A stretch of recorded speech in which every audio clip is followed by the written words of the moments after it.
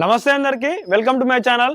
మీరు ముందుగా మన ఛానల్కి విజిట్ చేసినట్లయితే మన ఛానల్ని సబ్స్క్రైబ్ చేసుకోండి. అలాగే డైలీ ఫాలో అవ్వండి. మీకు మంచి మంచి అప్డేట్స్ ఉంటాను. మీకు ఏ ట్రాన్స్ప్లాంటేషన్ గురించి కంప్లీట్గా ఇన్ఫర్మేషన్ అంతా అందిస్తాను. సో ఈరోజు మ్యాటర్లోకి వచ్చినట్లయితే ఈరోజు టాపిక్ ఏంటంటే మనకి సర్జరీ అయిన 7th డే రోజు జిల్లెట్ ఫామ్ వాష్తోని మనకి హెడ్ని వాష్ చేస్తారనమాట. అది ఏ విధంగా చేస్తారు, దాన్ని ఏ విధంగా చేయాలి, దానికి కావాల్సిన పరికరాలు ఏంటియో అంటే ఎక్విప్మెంట్స్ ఉంటాయి కదా, జిల్లెట్ ఫామ్ కానీ లేకపోతే మనకి కోకోనట్ ఆయిల్ కానీ లేకపోతే మనకి హ్యాండ్కి వేసుకోవడానికి గ్లౌస్ కానీ వీటన్నిటి ద్వారా మనం జిల్లెట్ ఫామ్ వాష్ని చేస్తారనమాట. సో అది ఇప్పుడు ఏ విధంగా చేసుకుంటారో మనం చూద్దాం అనమాట. ఈ జిల్లెట్ ఫామ్ వాష్ చేసేటప్పుడు మనం ముందుగా కొబ్బరి నూనెను అప్లై చేయాలి. దానివల్ల ఉపయోగం ఏంటంటే ఆ స్కాల్ఫ్ మొత్తం కొంచెం మెత్తగా అయ్యి స్మూత్గా అవుతుంది.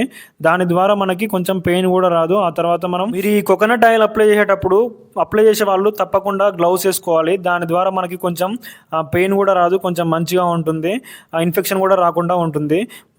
వాళ్ళు అప్లై చేసేటప్పుడు ఏం చేయాలంటే ఓన్లీ ఇట్లా ప్రెస్ చేయాలి, కానీ ఇట్లా ఆపోజిట్ డైరెక్షన్లో అనకూడదు అనమాట. దాని ద్వారా మనకి పెయిన్ వస్తుంది.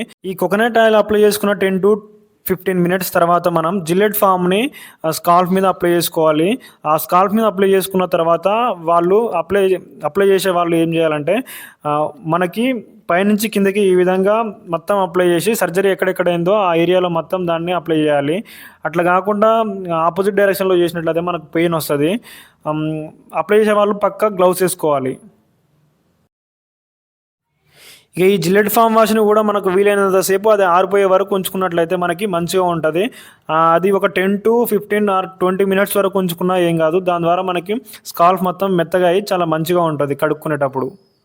ఇక 10 to 15 minutes ఉంచిన తర్వాత మనము ఆ స్కాల్ఫ్ని, ఆ జిల్లెట్ ఫామ్ని ఈ విధంగా సర్కిల్ మోషన్లో ఈ విధంగా రబ్ చేయాలన్నమాట. దాని ద్వారా మనకి మన స్కాల్ఫ్ ఉంటే క్లియర్ అయిపోతుంది. బ్లడ్ క్లాట్స్ అనేవి కొంచెం క్లియర్ అయిపోయి హెయిర్ అనేది మంచిగా ఉంటుంది అన్నమాట. మీరు చూసుకున్నట్లయితే ఈ వీడియోలో ఏ విధంగా చేశారో అట్లనే చేసుకోండి.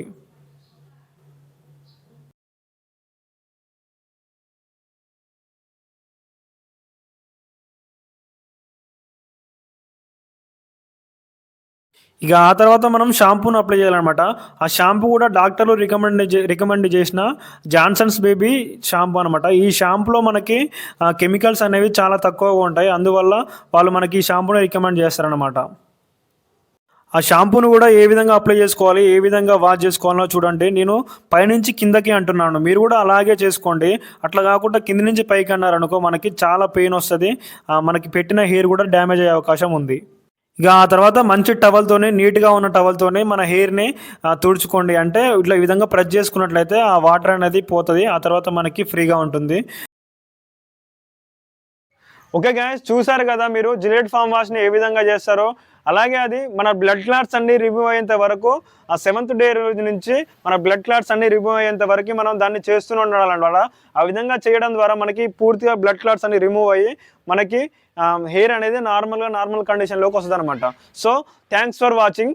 మీరు ఎయిర్ ట్రాన్స్ప్లాంటేషన్ గురించి కావాల్సిన ఇన్ఫర్మేషన్ కానీ, మీకు ఎయిర్ ఫాల్ ఉన్నా కూడా వాటి సమస్యల గురించి ఏ విధంగా బయటపడాలి, వీటన్నిటి గురించి నా ఛానల్ని ఫాలో అవ్వండి. మీరు నా వీడియోస్ని చాలామంది చూస్తున్నారు, ఒక 3K 2K చూస్తున్నారు, కానీ లైక్ మాత్రం చాలా తక్కువ చేస్తున్నారు. ఈ లైక్ చేయడం వల్ల మనకి ఒకవేళ మీరు నా వీడియోని లైక్ చేసినట్లయితే అది మీకు మళ్ళీ నా వీడియోస్ని ప్రమోట్ చేస్తుంది అనమాట. సో మీరు నా వీడియోస్ని లైక్ చేయండి.